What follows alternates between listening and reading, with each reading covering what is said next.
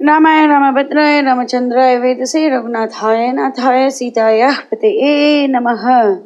Yuddha chapter number 67, the death of Kumbhakarna. The recitation begins now. Thus did the monkeys of mountainous bulk listen to the words of Angada. Their innate courage and valor came back to them, and they were eager for a fight with the monster. They shouted their valor of deeds. They placed their hopes in their own strength and prowess. They resolved to sacrifice their lives in the cause of Rama, and that most gladly. So they hemmed in Kumbhakarna on all sides with joyful cries and offered him a dreadful fight. They hit him from all sides with uprooted trees and mountains. But Kumbhakarna was beside himself with wrath. He brandished his mace with frightful force and slew the monkeys in large crowds at a time and threw them forth all round. 700, 800, 1,000, and thus did he crash down to the earth the monkeys at one stroke. 8, 10, 16, 20, 30, and so on did he throw down his throat the monkeys as he ran. Like unto the serpents that passed through the throat of Garuda, the monkeys that found a place in his stomach were past count. Then the generals did their best to allay the panic among the monkeys. They rallied back from all quarters and gathered around him with rocks and trees in their hands. Yuddha uprooted a large mountain and sent it against Kumbhakarna like a boundless cloud bank resting lightly upon a big hill. But it missed him and fell upon the Rakshasa troops around him and smashed countless horses, elephants, chariots, and Rakshasas. Once again he tore up another mountain and crashed it upon the horses and rivers of the Rakshasa cars, causing a veritable deluge of blood to flow. On the other hand, the Rakshasa warriors shore off the heads of the monkeys with their keen arrows and roared frightfully. The monkeys in turn retaliated with huge trees and made short work of the cars, horses, elephants, camels, and soldiers. Hanuman stood in the sky above and kept up a continual shower of mountain peaks and trees on the devoted head of Kumbhakarna. But the latter clove them with his trident, smashed them to powder, and rushed upon the monkey hosts with a sharp weapon aloft. Maddened at the destruction of his clansmen, Maruti tore up a large mountain and barred his way and hit him frightfully. The Rakshasa shook and staggered at the terrible impact of the blow, with his mountainous bulk of body covered with blood and fat. Then he blazed like a mountain peak on fire, whirled his trident that shook like the lightning, and like unto Shanmuga who hit the Mount Krauncha of yore with his dreadful weapon Shakti, landed a terrific blow right on the chest of Hanuman. Anjaneya fared badly at the hands of his foe. His chest was cloven, his senses were dazed and confused, and he vomited torrents of blood and roared frightfully, even like the black cloud banks on the day of dissolution. The Rakshasas roared with joy at the sight of Hanuman so. The monkeys lost their hearts and fled away from the battle in mad terror. Then Nila ordered the troops afresh, calmed them a bit, and hit Kumbhakarna with a mountain peak. The foe clenched his fist and struck at the rock. So terrible was the force behind it that it crumbled into dust and fell on the earth, emitting sparks of flame. Then Rishabha, Sharabha, Nila, Gavaksha, and Gandhamadana gathered around Kumbhakarna and hit him fiercely with mountains and trees, fists and feet. But these were to him as if someone was gently pressing his limbs to bring ease and comfort to them. In his turn, he crushed Vrishabha between his arms, and the monkey had no whole bone in his body. His eyes and tongue hung out, and he fell on the earth, vomiting blood profusely. Kumbhakarna crashed down Sharabha with his fist. He sent Nila flying with a blow of his knee, struck with an open palm at Gavaksha, and kicked Gandhamadana aloft with his feet.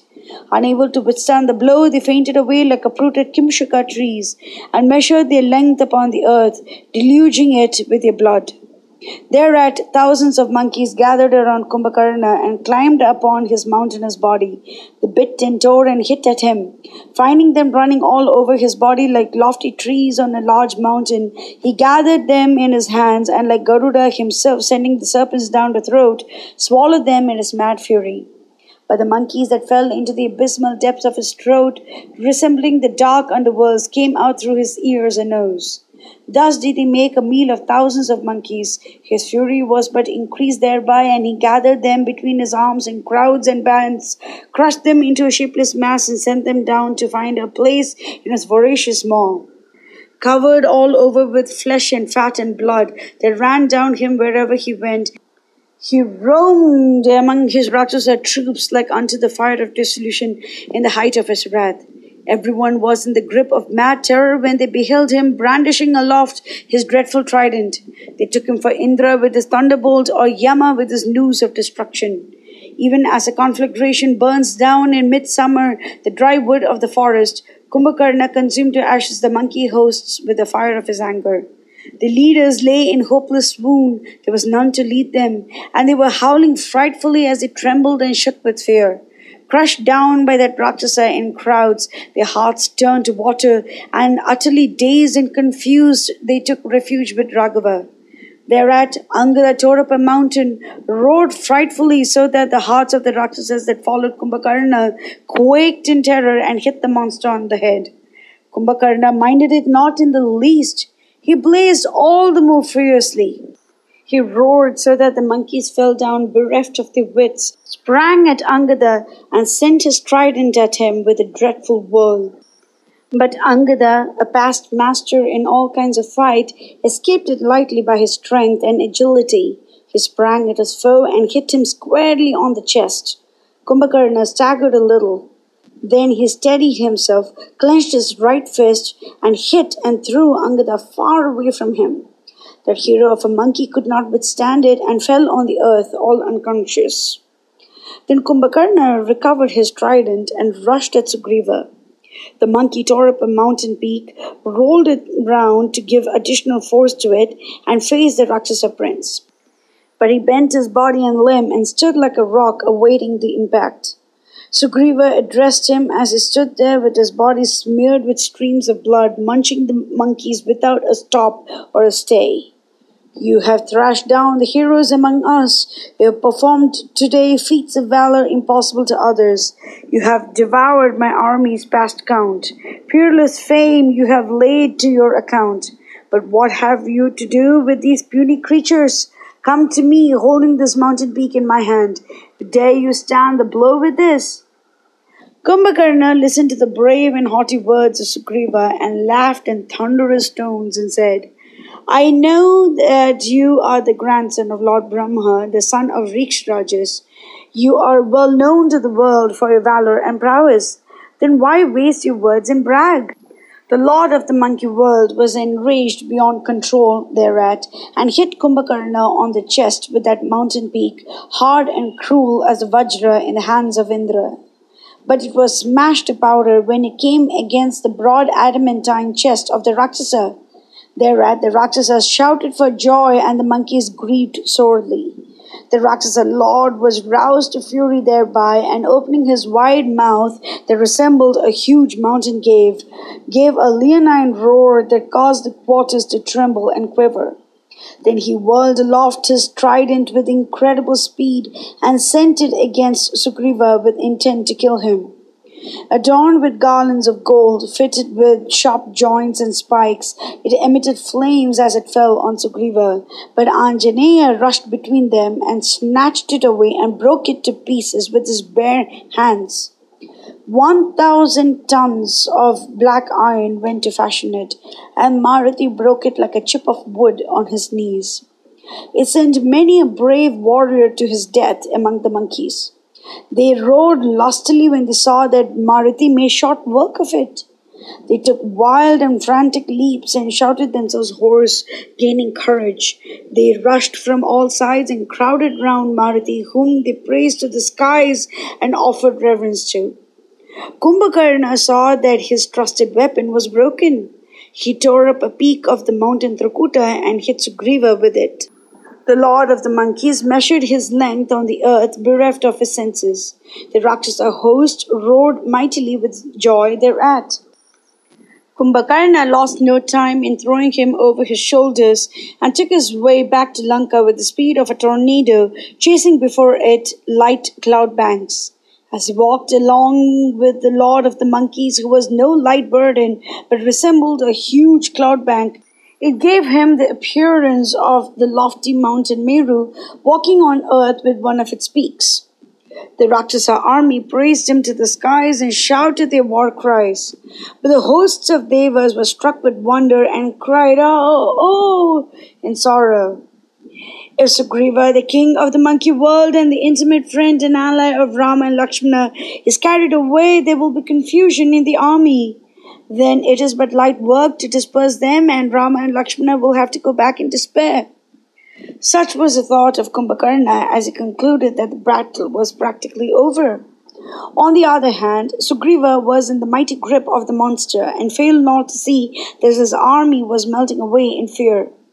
Hanuman too saw it through his keen intelligence and said to himself, "What shall I do now? I cannot keep myself back from doing which is useful and prudent on the occasion. Shall I take the form of a huge mountain and crush the Rakshasa to death under my weight? Or I may bring back spirit and courage and cheer to the hearts of the monkeys if I kill him with my bare fist and free their king. Well, that is not so prudent, for his majesty will free himself in a moment. The Devas and the Asuras combined cannot keep him in bond, but he is now unconscious through the effects of the mountain thrown at him by Kumbhakarna. Very soon he will recover himself and take such measures as will conduce to the interest of himself and the monkeys. If I precipitate matters and free him, that warrior king par excellence will be angry with me, for it will put upon his fair name and fame an indelible blot. So let me wait a while. Let me see what Sugriva does. Meanwhile, I will rally the troops and calm their fears." So he stayed them all round and put hope and courage in their hearts. Kumbhakarna made his way into Lanka, carrying with him Sugriva of blazing luster. Clouds of flowers rained on him from houses, aircrafts, towers, and palaces. Fried rice and perfumes fell upon him in torrents. The royal road was cool and bracing, and Sugriva was endowed with unparalleled strength and spirit. So he came back to himself very soon and found himself on the chest of Kumbhakarna of mountainous bulk and between his arms. All around him he beheld the mansions of the Rakshasas and the inhabitants themselves crowding around. So he said to himself, "I am in the power of the foe and in his grip. Now I should set about to free myself and make adequate return for the injury and insults he has inflicted upon me. What shall I do? Only that which will conduce to the well-being and the joy of the monkeys." Then he tore away with his keen claws the ears of Kumbhakarna and bit off the sides of his nose. Deprived of his ears and nose, Kumbhakarna was maddened with a torrent of blood flowing around his body and whirled the monkey aloft, brought him down with a terrific force on the earth, and ground him beneath his feet. Even then, the monkey somehow managed to spring up into the sky above and reached the side of Sri Rama very soon. The Rakshasa stood there bereft of his ears and nose, torrents of blood raining from him, like a huge mountain with its roaring and rushing streams. Boundless was his strength and valor, so he heeded it not, but came back to the battlefield. He could not put up with that insult. Vomiting forth blood, he resembled a mountain of black paint covered with clouds of red hue. Finding himself without a weapon, he snatched a dreadful bar of iron and struck down the monkey host and threw them down his throat, and his followers marched after him. He blazed like the fire of destruction on the last day of the cycles when all the beings are gathered back. Even then his appetite was not satisfied. His craving for flesh and blood grew apace. He grew mad with the lust of battle, and he slew and ate without any distinction of friend or foe, Rakshasas, monkeys, demons, or bears. Like unto the Lord of Death, laying low all creation on the day of universal destruction, he gathered in one hand monkeys and Rakshasas and crushed them out of shape and ceased not throwing them down his bottomless mouth. Blood and fat flowing all over his body struck and hit with mountainous peaks, but heeding it not, thanks to his extraordinary strength, two huge torrents of blood ran down the corners of his mouth as he bit and munched the monkey hosts. Running with frightful speed, he gathered together in his hands his enemies, 700 or 800 at a time, crushed them to a pulp, and threw them down his voracious mouth. Thereat the monkeys took refuge with Sri Rama, the Lord of all the worlds. Then Lakshmana was mightily angry. He barred Kumbhakarna's way, sending into his body 7 keen arrows. The Rakshasa paid no heed to it. He passed by the prince and rushed at Rama while the earth shook under his feet. Then Rama hit him on his breast with a keen arrow into which he placed the weapon of Rudra. At once burning cinders fell blazing from his mouth. Hit with the arrows of Rama, he howled dreadfully and stayed not his force as he struck down and chased the monkeys in fury. The arrows of Rama, decked with the feathers of the peacock, were embedded in his chest and troubled him somewhat. The bar of iron fell from his grasp and the other weapons were scattered all around. Finding himself weaponless, he struck to death the monkeys with his fists and feet. Riddled all over his body with arrows, he resembled a mountain down whose sides roared torrents and cataracts of water. He was clean beside himself with frightful anger and lust of blood, and continued to eat the monkeys, the Rakshasas, and the bears. Next, he tore up a mountain peak and whirled it aloft and brought it down upon Rama, who reduced it to powder with 7 dreadful arrows. At once 200 monkey heroes struck at him with shafts as he ran along, blazing in his luster like Mount Meru. Lakshmana, of righteous and just soul, thought over many plans to kill him and said, Sugriva, this monster is crazy with the smell of blood and kills and eats the monkeys and Rakshasas without distinction. So let our warriors get up on him from all sides. Let our generals gather round him. Maybe he will crash down under their weight. Let them take care to avoid being crushed under him in that case. Thereat these monkeys cheered up and climbed up the body of the Rakshasa. He was immensely angry at this, and like an elephant in wrath, casting off his bonds, he flung away the monkeys from himself with the speed of thought. Rama beheld it and said, This Rakshasa is very dangerous. Then he bent his bow and rushed at Kumbhakarna with flaming eyes, as if he would burn up in his wrath his puny foe. At this the monkeys cast off their fear and plucked up courage and joy. He allayed their fears and whirled around him his bow, beautifully chased with gold and strung like unto the serpent of doom. His quivers of matchless make and potency grazed his back. Lakshmana followed him close and started to give fight to his foe, surrounded by his monkey hosts. There he beheld Kumbhakarna, who, with his crown set with flowing jewels, shone like a peak of Mount Meru adorned with the rays of the sun. Torrents of blood rolled down his body. Boundless was his strength and might. He crashed down everything that came in his way like the elephants that guard the regions of the earth when they are roused to anger. Surrounded by the Rakshasas, he chased the monkeys to eat them up. He was frightful to behold, even like the mountains Vindhya and Mandara.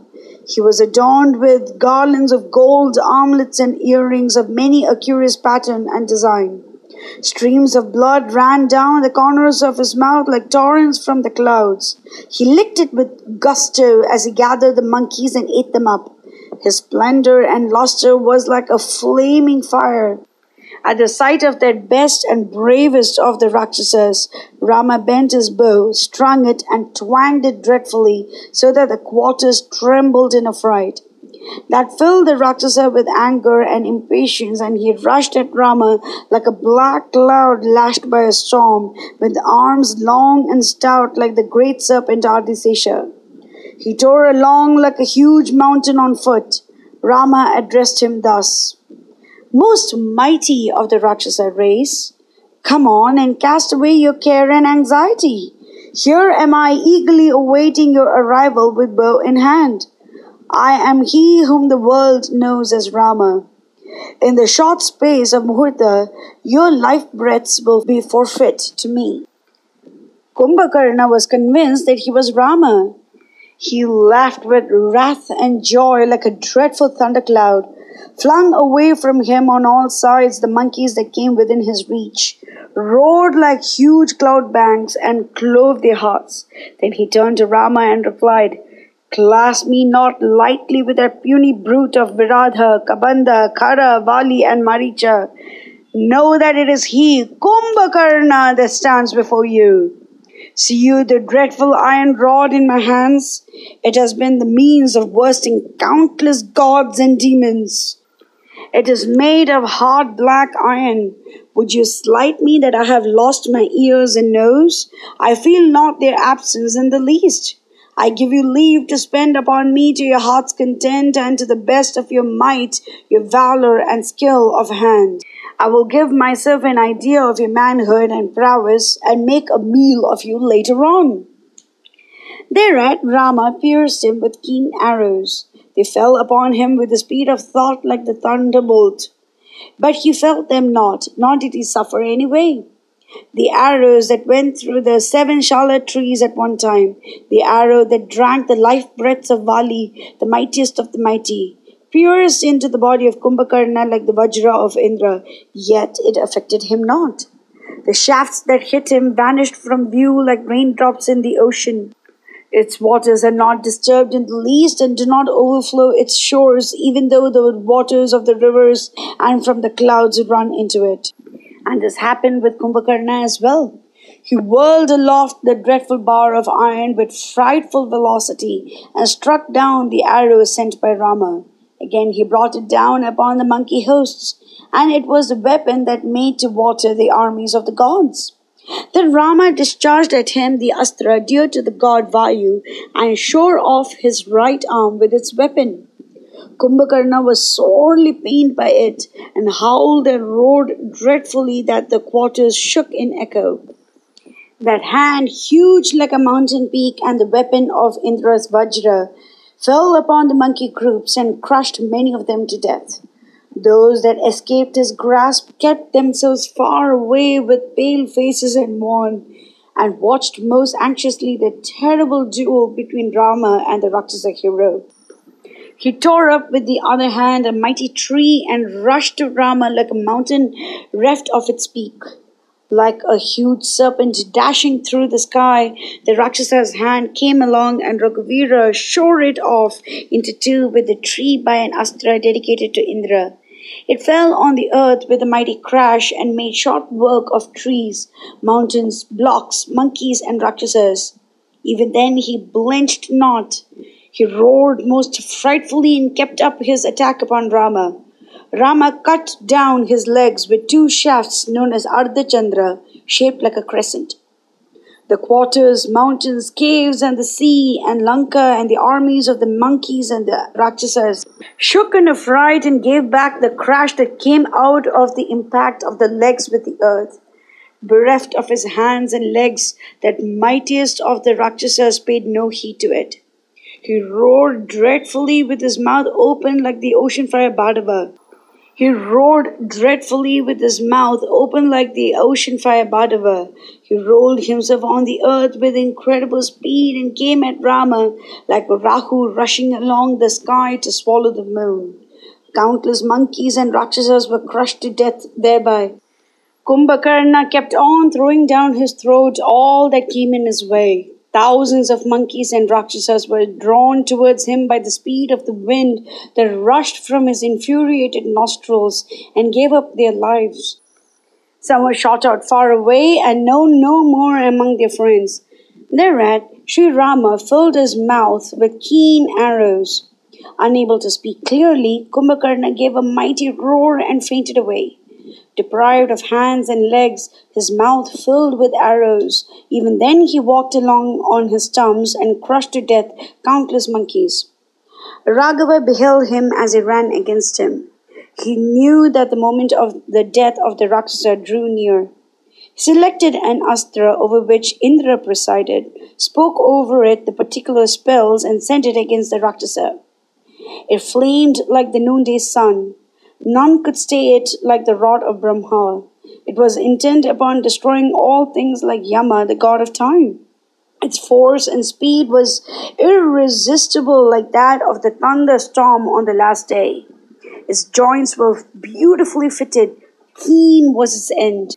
Like the Lord of Day in full splendor of his crown, like the fire on the sacrificial hearth, fed to fullness by offerings and glowing in his joy, like unto the Vajra of Indra or the bolts that crash from the blue, it clove the hearts of all that beheld it with its speed.